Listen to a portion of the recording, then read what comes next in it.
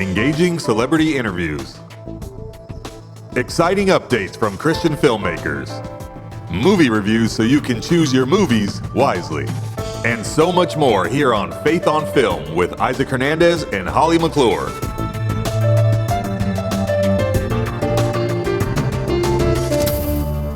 Well, hello everyone. Welcome to this week's episode of Faith on Film, which, by the way, I'm very excited because Holly, you had a chance to do an interview with the director of a wonderful movie that's coming out on Netflix soon.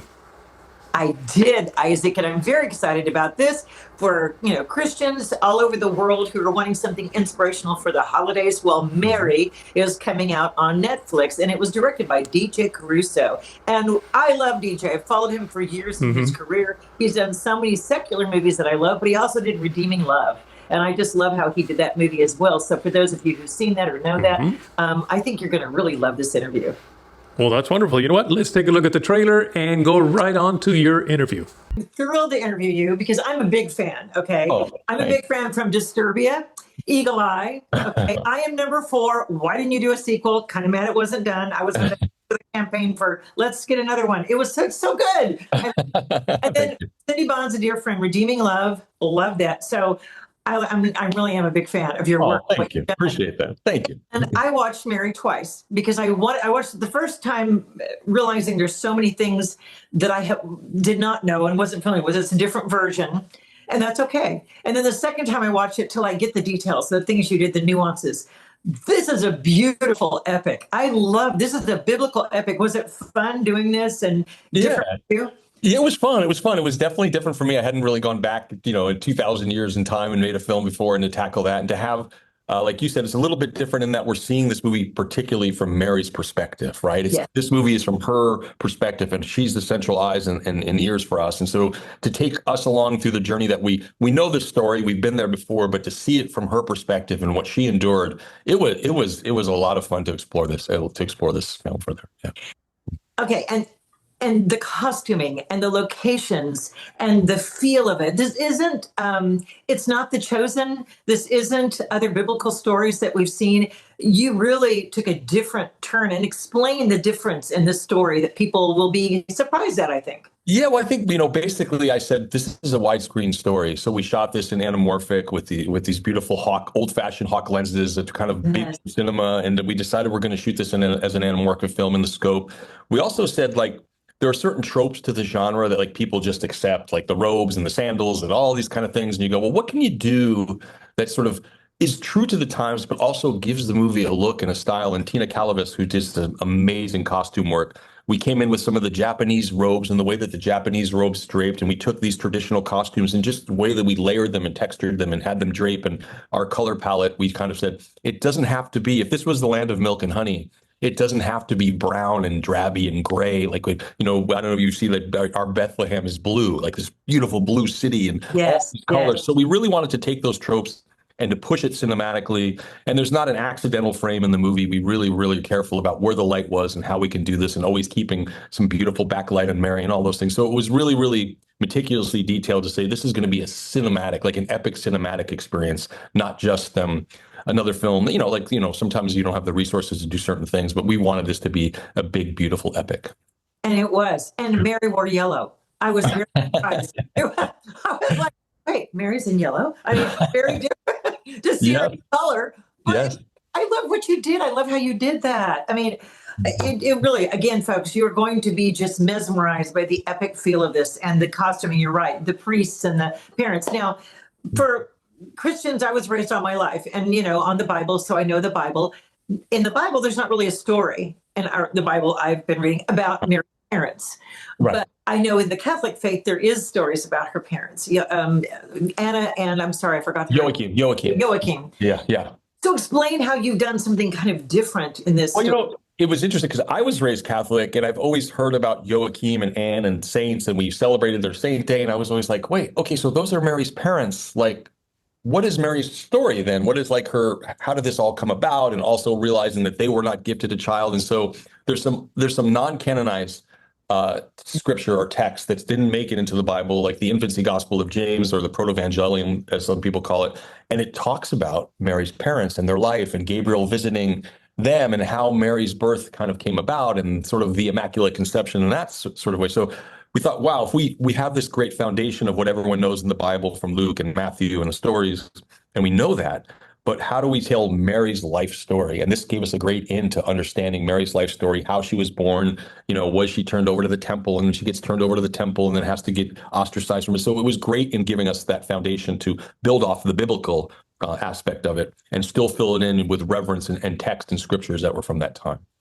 So this is very interesting. You were raised Catholic, so you were very familiar with this side of the story. That's because I never heard this side of the story. For me, I'm like, okay, wait, how do we know about those parents? And they sent her to be trained. I mean, this was a new thing. But you see, I think audiences, because of the Passion, because of the Chosen, they're getting used to liberties being taken and different ways to tell a story that maybe not all of us are familiar with by the book, but it creates that world that maybe it's the in-between things that aren't in there, and you get people are open, right?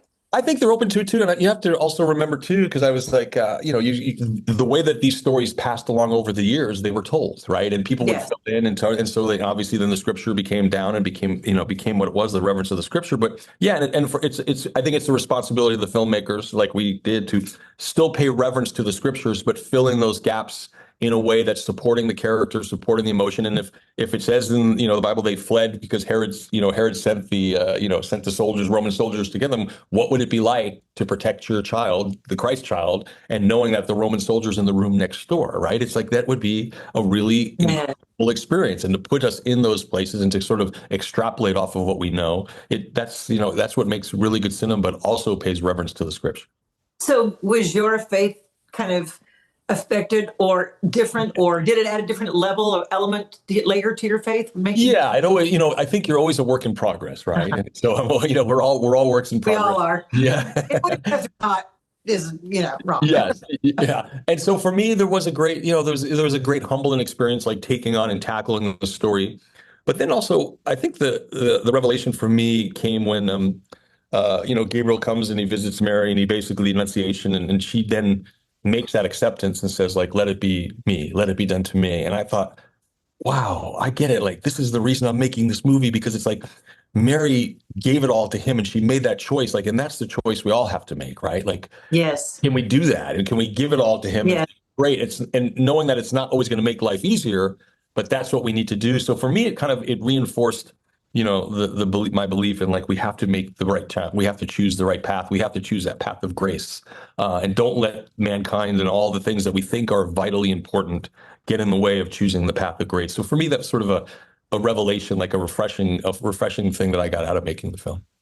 Now, okay, we've read and you heard, okay, she wasn't married and people were angry and they tried to stop them and da-da-da. Okay, but when you see the way you do it, wow, it was like a whole wow. I can really agree. I mean, Mary was like an action girl. She was a little timid little Mary who was afraid to move, and just, I mean, I love her. You really put a lot of the, Yeah, well, I wanted her to be, especially when you meet her when she's young, just this beautiful creature who loves the world and loves nature and chasing butterflies and doing all that stuff. And so that you give her an adventurous soul, right? And then ultimately she's sort of taken away from her family. She's in the temple, but she still has that, right? And she's going to maintain that. And, I thought, okay, again, we fall into the tropes of what we think the movie should be. And it's like, I was thinking, I just don't want to see Joseph like pulling her on a donkey, going slow across the road. We all know that. So, man, they had horses back then, right? Why can't we ride horses, right? So why can't I thought, oh my gosh, you put her on a horse. I love that. Exactly. And I think that's going to make her. I think it makes Mary a much more accessible character to the modern audiences. And I really hope that the youth come out of this thinking, wow, Mary and Joseph, they kind of had to go through some of the same things we did, and like there's this familiarity. And look, Mary's cool. I mean, Mary's a cool character. She needs to be. She needs to be treated with reverence. But she's a great person to have in your life and to be your friend. You made her cool. But it wasn't like some other things that I've seen even last year in musicals and other things where it's like, you made it kind of, because this is a very tricky thing. When you have or Mary or any of the iconic, biblical people we're, reverencing. You have to, you can go a certain way, but if you go too far, then you're like, you spoiled them. But I don't think you did. Like I said, I think you're right. I think the young people will really love the fighting spirit that she has for her baby and that she has for what God gave her to do. And she has the spiritual knowledge behind her. So she knows how important that is. I love how you show that she's tempted. Interesting. Right. Yeah, no, I think it's true. You always have that voice, there's always that voice that we all have that wants us to take the easy way out and like, do I need to go down the road? And there's no different. We have that, it lives with us today. So there's those two voices that are always banging around. And sure, when Mary's going through all these hard times and she loses her father and all these things, you kind of go like, there's going to be temptation for you to say like, I don't know if I can do this, right? And I think it's really interesting to put that into her life. And obviously she always makes the right choice, but it's something that we all deal with every day. And so as a real human character and viewing her humanity and showing her humanity, she's going to be tempted by those voices. Now, we know that Joseph is the lineage, the line of David. So that's, carries that line down. You didn't do a lot of backstory, or am I not remembering that you did a lot of backstory on Joseph? It's kind of like. No, well, the most important thing for me was to give Joseph a voice, because he's speechless. He doesn't say a word in the Gospels. There's not one word that Joseph utters in the scripture. Oh, right. Oh, yeah. Right. So how do you give Joseph a voice? And you start to read, and there's many interpretations. He was younger, he was older, he was this, and I just thought I want to put two young people, young adults, young woman and a young man, and put them in the situation and see that they kind of, it's beautiful to see that they have to kind of fall for each other, right? They have to kind of become a team and in protecting this baby. And he's I think one of the things I'm most proud of in this movie is that we did give Joseph a voice, and he's fighting to protect this child and to protect her. And even though he doesn't know what he's in, he even says it to her, right? There's a moment in the movie that I always think is so worth it, where after this whole scene and Mary gets out in the town and the town is trying to stone her, and he comes in and he just fights everybody off. And after all that, they're sitting down and taking a breath, and he says, I'm going to love this child the best I can. And if you let me, I will love you the best that I can. Yes. You want any who's going to fight for his family to be that. And I'm very proud that Joseph has a voice in him. And in the Bible, the angel did appear to him and did give him, that was probably the only time we heard from Joseph and, as far as the dream, but it's very, in between about how they met and whether it was around kind of all that. So I love how this will really enlighten people and make them feel like, oh, okay, it connects the dots, so to speak. That's the story. Now, you describe Mary as an origin story, this version of her, but like we've been saying, this is going to go deeper than a lot now for some of the Christian audience. Now, Catholic Christian audience, are they going to be happy with this? Yeah, they're going to be happy.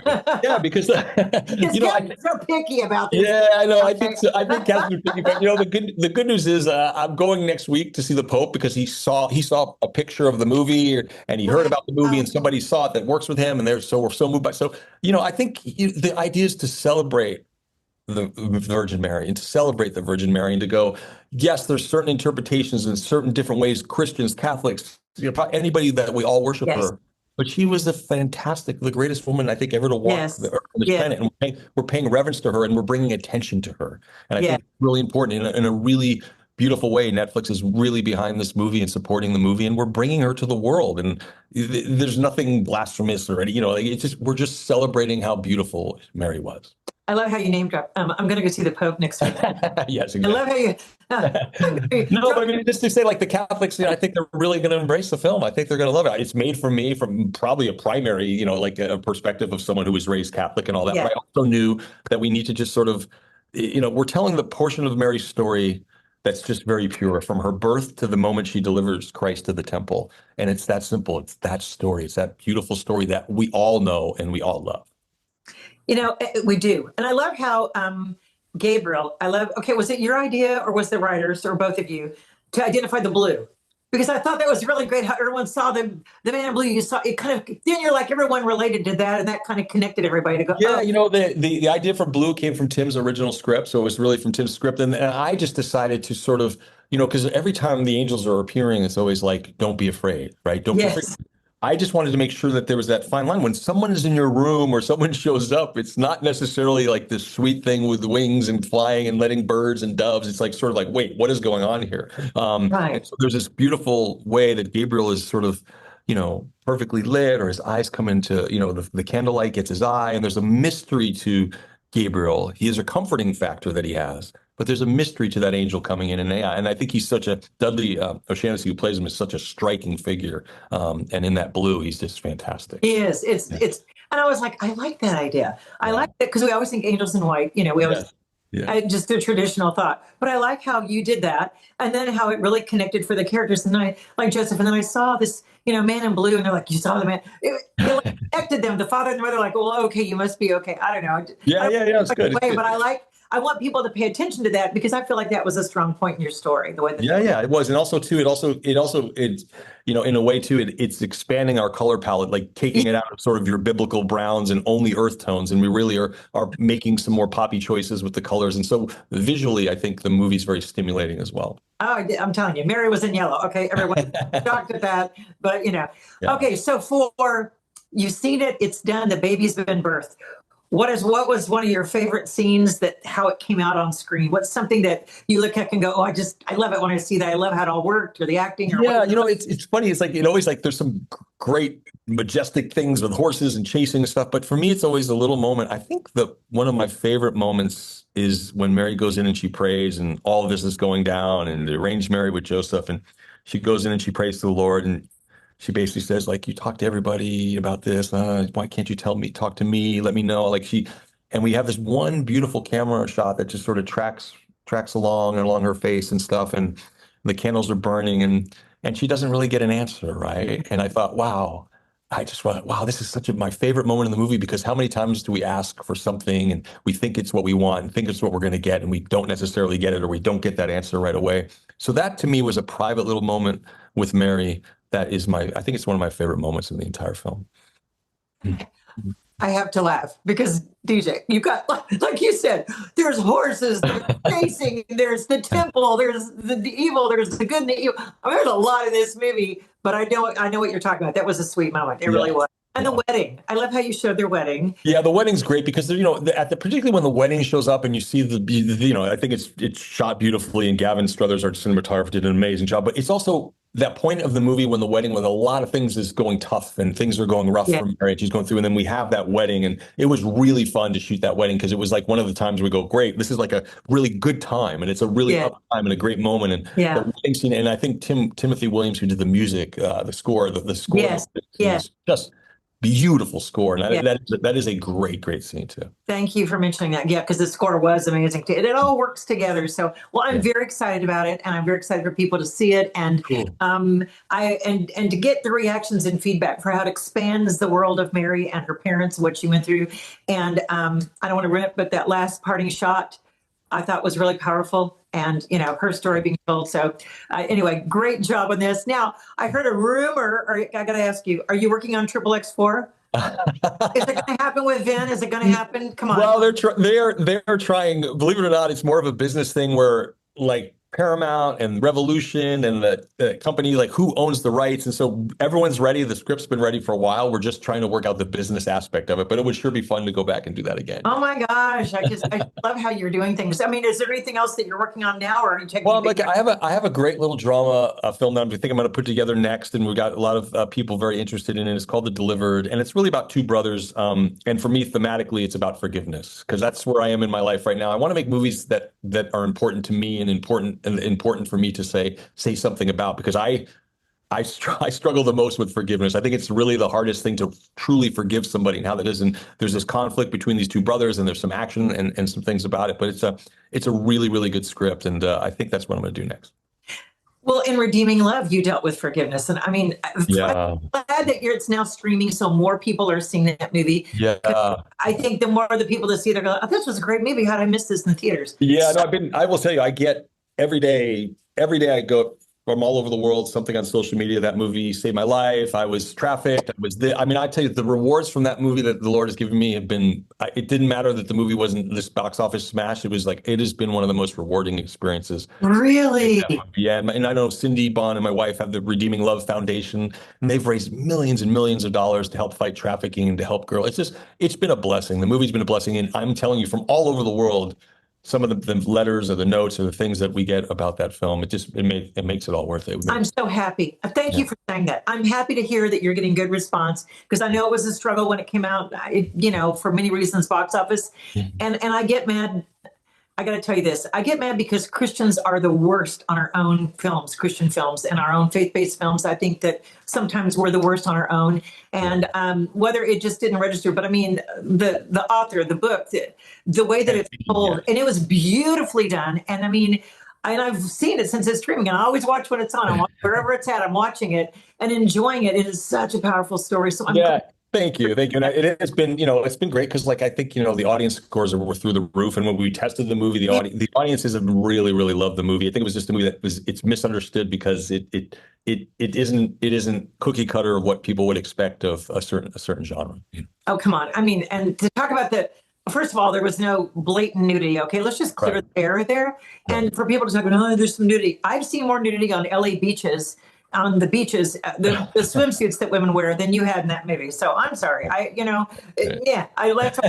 So see, God redeems it for you. God's redeemed it. He's having people watch it all over the world, and I'm glad that you're getting that response on that. And I'm hoping that you get the same wonderful response on Mary. And can't wait to see your next film. I just love what you do. So promise me you'll come back and talk about it. I promise you I'll be back. I really enjoyed the conversation. Thank you so much. Oh, thanks, CJ. Thanks so much. God bless you, and we'll be praying for you. It's an amazing success. Thank you. God bless you. Great interview again, Holly. Thank you, Isaac. Thanks. He's such an easy person to interview. I just loved him. Clearly I did. Yeah. But you know what? It's interesting too, because I like the fact that I said I didn't grow up with these Catholic beliefs. So there's characters and there's people that he's referring to that, weren't part of my faith and my upbringing. And he explained that as a Catholic, they were part of his. And of course, so I'm just saying this to say, for you out in the audience, we have people who are Catholics, we have people who are Baptists, we have people who are, identifying all different ways of their faith. So there are some things that may be a little controversial in you, or you may say, that's not how I was raised, I don't believe that. Right. And I kind of felt that too. However, don't let that sway you on this movie, because it's a beautiful film, wonderfully done, amazing. I'm telling you, it's not the little peaceful biblical ethic. It's got some stuff in there that you're like, wow, this is how it must have really been. And listen, don't we watch The Chosen and look at all the controversy people say, well, that didn't happen. And what they're saying was, well, there's nothing in the Bible about that. So it could have happened. So again, that's what I would say with Mary is there's things that aren't in the Bible. Like you said, Joseph never has a lot of dialogue, so we don't really know much about Joseph, other than his lineage and the line where he came from David. So I just think people should view this with an open mind, but I'm excited for people to see it's a beautiful film. And for the holidays, for Christmas, has that Christmas feel. Sure. Now, you mentioned The Chosen, and you've got a little update on The Chosen, don't you? That's true. We do have an update, and there's a new season 5 coming out, and we have a trailer. All right. Well, let's take a look at that. Listen carefully, because I'm going to tell you what is about to happen.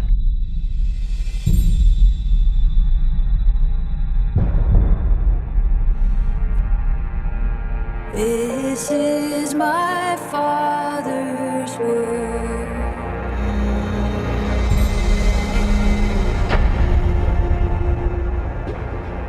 Oh, let me never forget that though the wrong seems off so strong.